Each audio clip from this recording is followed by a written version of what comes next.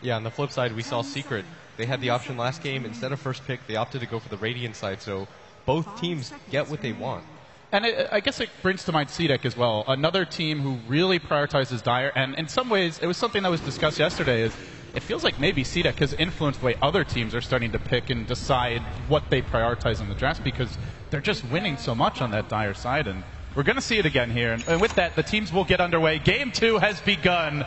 eHome leading Secret 1-0. Secret, a loss here, puts them in the lower bracket, something I think that would really mess up most people who did a bracket before the event. So with that, let's talk a little bit more about a couple of the points that you brought up during the draft. The first thing that you mentioned was you feel like CTY has really matured a lot as a player.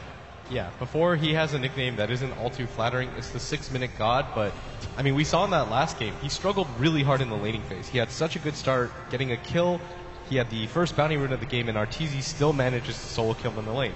But after the 20-minute mark, it was all CTY. Once he gets that Bloodstone, leading the charge every single time, doing zips across the map, playing absolutely fearlessly, initiating and forcing those inopportune BKBs by RTZ. It just shows the maturation of a great player. Somewhere along the way, and who knows if it was ROTK, if it was Lanham or DDC, or perhaps someone else he played with, he had discipline instilled in him, because this is a player that would go on tilt when he started at Dota 2, and it's been true for a lot of the younger players as they rose through the scene. He actually left the game for a while. He started to play League of Legends, but man, he's back in a big way. We might have a rumble here off the bat. It's ZYF up in front, taking some initial harassment from Puppy, and 3 heroes are going to come in. They get off the battle hunger. Just really want to secure this route, and CTY engaging, but the cast will bounce. Oh, this could be bad for eHome off the bat. DDC, the body blocks from Zai. Very nicely done. The flip, not going to save him. And Secret get right back to work, taking the first blood and grabbing the bounty rune there, although RTZ did not get the bounty rune bottom. That was grabbed by RTK, who harassed him pretty heavily here to start, but RTZ's got a lot of regen, 7 tangos and a salve, so he was ready to trade. And I like this from Secret this game. They've actually given the mid lane back to S4, who's playing the Shadow Fiend, a hero I thought they were incredibly successful with, but I don't like to see S4 playing those mech carriers that naturally just sit in the back of the fight, don't really have playmaking potential. I feel like this is S4's role. This is how he won a TI. This is what they want to get back to. Giving him a hero that can just do a lot on the map. Yeah, and it's a hero that has a nice kind of balance, as you're getting at. Not only can he scale with farm, but he doesn't really have to sit and farm. Once Shadow Fiend gets that first item, the treads maybe as well, he can start making plays, and then RTZ can play the 4 protect 1 with Shadow Fiend more in a team fighting type role. So it's a more versatile opening. They are going to make a move here on Zai top lane though. Trying to chase him at the same moment. There's also action bottom. It looks like Zai is taking heavy rock barrage damage. RTK able to surge away in the bottom lane. Zai the man in danger. Puppy with the body blocks. Beautiful blocks, but he's going to take the rocket barrage instead. Oh, he played so well to almost save Zai, but unfortunately this is a gyrocopter, and that meant he was right there to take a hailstorm of rockets on round number 2.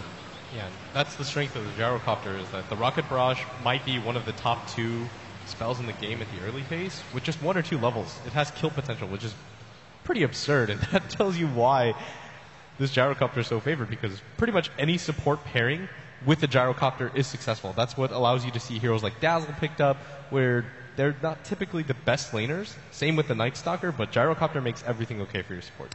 I gotta say, we've got some great signs here. I don't think I've ever been portrayed as kawaii, but this might be the first time. Oh, the WoW. We saw that guy. He has really sick hair. Yeah, he does. That's got a really good hair. One. He also has hair, which is more than some of us can say. Wow! Don't sell yourself. Don't sell. Period. That was like the worst attempt to cover. You're like, there's nothing I can say. I only feel sort of bad for people with that hair. Because I'm friends with Ted. And I'm going to shave your head one night when you're not looking. I'm okay with that. Are you? Yeah, it'll grow back. You want to do it here? That's what hair does.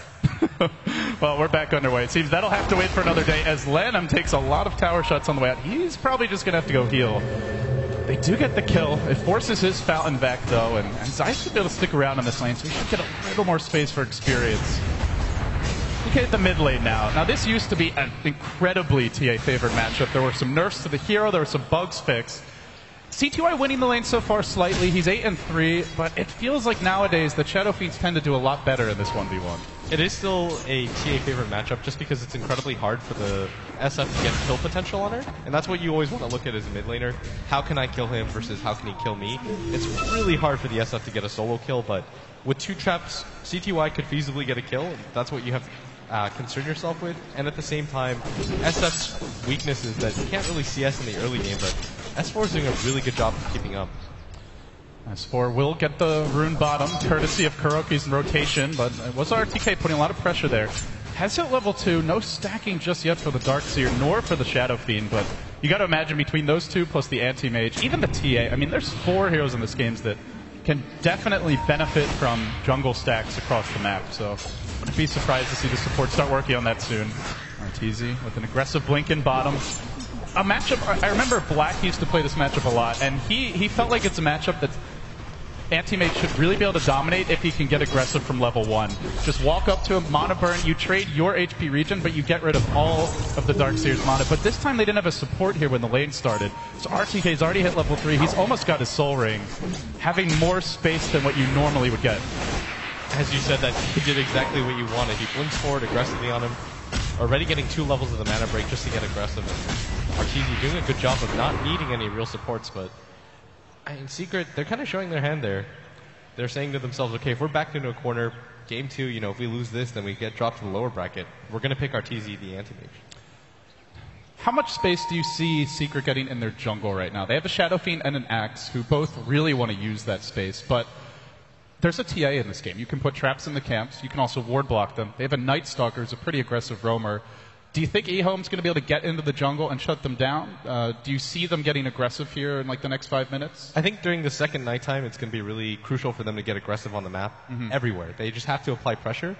I actually felt like Secret, you know, they got their game plan off in the last game. They were able to apply pressure. They got aggressive in the jungle. It just took that one terrible fight where they have track, you've got a Storm with the Bloodstone, but those things don't exist this game. And I feel like eHome kind of read their strategy correctly this game as well, and they're saying, okay, we have to apply pressure. We can't just let Secret get comfortable, take our own jungle, and then slowly just kind of throttle us to death. We have to get aggressive. We have to pick a lineup that's just going to run at them, and I feel like that's what they have here. One thing also worth mentioning is they did not have a very good Roche lineup last game. They ultimately got the Medallion, and they took Roche, but it wasn't like a lineup built for that. But this game, they have the Templar Assassin, something that CDEC has also done quite a bit, where Shiki will play it, and I mean, CDEC, I think, more than eHome, really value the early Roche, whereas eHome will kind of take it as a part of the flow of the game when they feel like they have the space for it. But definitely something Secret have to keep in mind, and until they get the Blink Dagger and the Axe, not really going to be as good at creating pressure around the map. They are pretty farm-dependent here until they get the Shadow Fiend mech and the Axe Blink.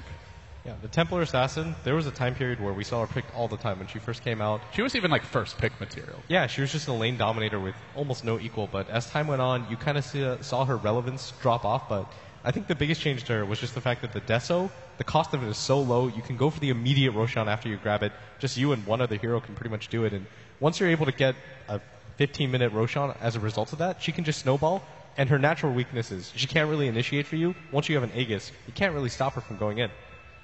And she could do it so safely because of the traps as well. So you always have some vision, you have an idea where they are, and this is the analysts called it a run-at-you lineup, and it can be. It definitely can be. They've got Gyro.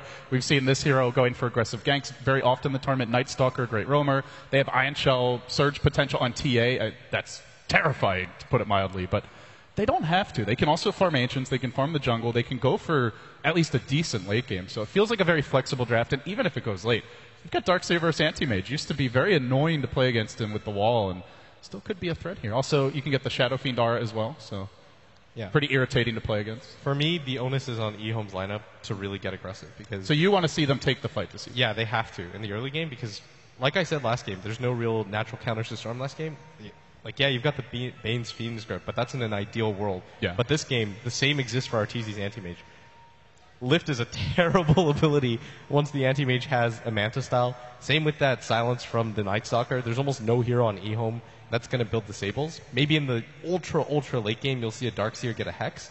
But more often than that, we'll see him get a Blink Dagger, the Mech, the Shiva's Guard. And I actually think third item, he has to go for the Hex here because there's just no disables. I mean, we saw what happens if you don't get that early lockdown on an Anti-Mage earlier today in the EG Complexity match. I was talking to some of the players. Some felt that we could have seen an Orchid Rush from Swindle. Also a possibility for a second item, Scythe of Ices. We will unpause. We're going to get back underway now. Teams just needed a moment there. But didn't have the lockdown. And Arteezy, it was a worse game to lock him down than this one. Like, they really had nothing on an Anti-Mage, but this game still isn't exceptional once he gets the Manta.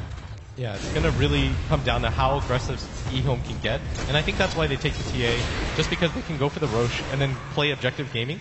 And I think that's how they have to play, because once that anti-mage gets maybe 3 items, there's no real peer for him in this game. And the Gyrocopter does an okay job of keeping up, but the split push game especially is going to be so hard for them to deal with. For the early laning stage, it looks like eHome, their 2 main cores getting slightly more farm here, but at least as far as the Gyrocopter goes. But overall, the next wave of heroes on Secret doing a much better job of CSing, and as a result, they've already pulled ahead by 500 gold, closing in on 1,000 experience as we see Curl walk down into the river, confidently going to place an observer ward on the high ground. That's a great ward to have. It's the first nighttime, and it's Lanham on the move. Puppey tank going deep within the trees. He's created a little nest, but it's a trap, Puppey! Oh, he's just cornered himself in the end. eHome with the big tower dive. He'll get some experience, and now the pressure going out immediately. You can see Arteezy starting to constantly hit creep. Wants to counter push this bottom lane a little bit. No Darkseer is likely not here because of that lane ward, and in fact, he's not. RTK off in the woods, trying to play the jungle game. So for now, the tower pressure early going the way of eHome, and well, TP actually getting cancelled. Secret really not going to be able to defend this tower at this point. Yeah, but at the same time, this Gyrocopter isn't keeping up with anti-mage and farm. The anti-mage is miles ahead of anybody if you want to look at it that way. 34 CS in just 5 minutes. It's 7 CS a minute. He's almost flawless here, and he's up against the Darkseer. You have to last it under your tower even at times, which can be very difficult. So, as you point out, Arteezy having a great start to this game. And that's going to bode bad news for eHome as they want to try to get aggressive as fast as they can. CTY is about to pick up that level 6, which he does. He's going to try to look for opportunities on S4, but S4 is just playing the patient game. He's forcing out the lane as fast as he can and making it really difficult. What CTY wants in an ideal world, you want a decent creep advantage, so the there's nothing that can just break your refract. If you right-click the SF in the middle of a creep wave, you're just going to get right-clicked back. Here's the smoke, and let's see where they head. Kuroki moving towards mid. RTK, I think, getting nervous. They don't have vision on the enemy supports right now. In fact, the work that they have, you really see the lanes, and there's nobody laning top. Only S4 currently visible on the map. Kuroki wraps around towards mid. He gets the lane ward down, if nothing else, getting them some vision as well. RTK looking for the ancient stacks. Carl may run into him, but he's alone for now. He needs backup if he wants to get this kill. The ping's coming out. They're going to try to close the gap. RTK even surges forward, and it's right into a cask. Oh, the aggression. It might be too much. The cat's not bouncing back. Can he get the neutral tonight? RTK, he wants it, but S4 says no. Shuts the door and takes down RTK, and that was a level 5 Darkseer at 6 minutes. Pretty high level of experience, and well, 300 experience swing the other way. Yeah, and it just makes it even easier for S4 to lane against the Templar Assassin mid. He's not even doing a bad job. He doesn't really have any more jungle stance to go back on, but it is naturally harder for the TA to go for that. She can eventually rely on this ancient stack, but as you saw, I mean... Oh, they're going on mid. Pressuring in. S4 in trouble. There's the Meld Strike. They have it in the background. Puppey looking to hang on for now. They'll let CTY take the tower. Does he get another trap and go for this? He decides it's too risky. DDC was wrapping around as well, but they keep S4 healthy. They're going to get a sentry down in the lane once again. The raises forcing the wave out and buying S4 the time he needs to heal up, but not to be deterred. This is something we've seen more and more as the tournament goes on. The aggressive moves from Gyrocopter. ZYF deep behind enemy lines. If S4 stops for this camp, oh, he's going to actually run behind him. S4, it came from behind! Oh, ZYF making the plays. This is how Secret normally play. They really push it to the limit with their farm advantage. We saw it a lot through the group stage, but eHome have been reading that, and they're looking to punish it, and now they want Puppey. Graves about to cool down here, but he's so much on his own. Even if he gets the Grave off, he won't. CTY looks to lop his head off, but it's actually DDC, the man to get the last hit. It's that ward down here that